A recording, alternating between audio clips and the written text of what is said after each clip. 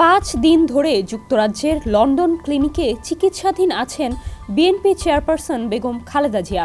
জানা গেছে, শারীরিক অবস্থার আরও উন্নতি হয়েছে তার। হুইল চেয়ার ছাড়াই হাঁটতে পারছেন 3 বারের সাবেক এই প্রধানমন্ত্রী। রবিবার বিশেষায়িত হাসপাতাল দ্য ক্লিনিকের সামনে সাংবাদিকদের খালেদা জিয়ার চিকিৎসার সবশেষ পরিস্থিতি নিয়ে কথা বলেন তার ব্যক্তিগত চিকিৎসক ও বিএনপির স্থায়ী কমিটির সদস্য ডক্টর ZM জাহিদ হোসেন। তিনি জানান, খালেদা জিয়ার শারীরিক পরীক্ষার রিপোর্টগুলো আসতে শুরু করেছে। সব রিপোর্ট হাতে পাওয়ার পর সেগুলোর ভিত্তিতে পরবর্তী চিকিৎসার বিষয়ে সিদ্ধান্ত নেবেন ডাক্তাররা। তবে তার শারীরিক ও মানসিক অবস্থা বেশ ভালো রয়েছে। জাহিদ হোসেন আরও জানিয়েছেন, বেগম জিয়াকে রবিবার অধ্যাপক জন প্যাট্রিক কেনেডি দেখে গেছেন। এই বিশেষজ্ঞ চিকিৎসকের অধীনেই লন্ডন ক্লিনিকে চিকিৎসা চলছে তার। চেয়ারপারসনের উপদেষ্টা মণ্ডলীর সদস্য ডক্টর মোহাম্মদ এনামুল হক চৌধুরী বলেন, স্থিতিশীল অবস্থায় আছেন, অবস্থার কিছুটা উন্নতি হচ্ছে।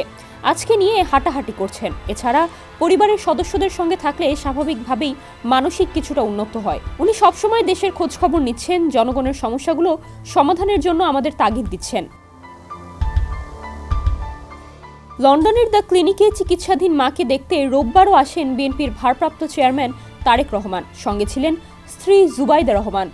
ভেতরে প্রবেশের আগে সবার জন্য দোয়া চেয়েছেন তারেক রহমান।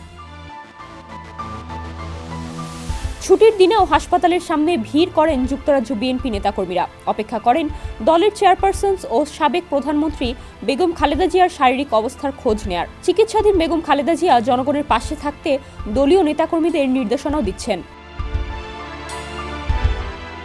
দীর্ঘদিন ধরে লিভার সিরোসিস, কিডনি সমস্যা, হৃদরোগসহ নানা জটিলতায় ভুগছিলেন ৭৯ বছর বয়সী খালেদা জিয়া, কিন্তু বিদেশে যাওয়ার অনুমতি পাননি। অবশেষে আওয়ামী লীগ সরকারের পতনের পর গত বুধবার উন্নত চিকিৎসার জন্য লন্ডন যান তিনি। ডেস্ক রিপোর্ট, সমকাল।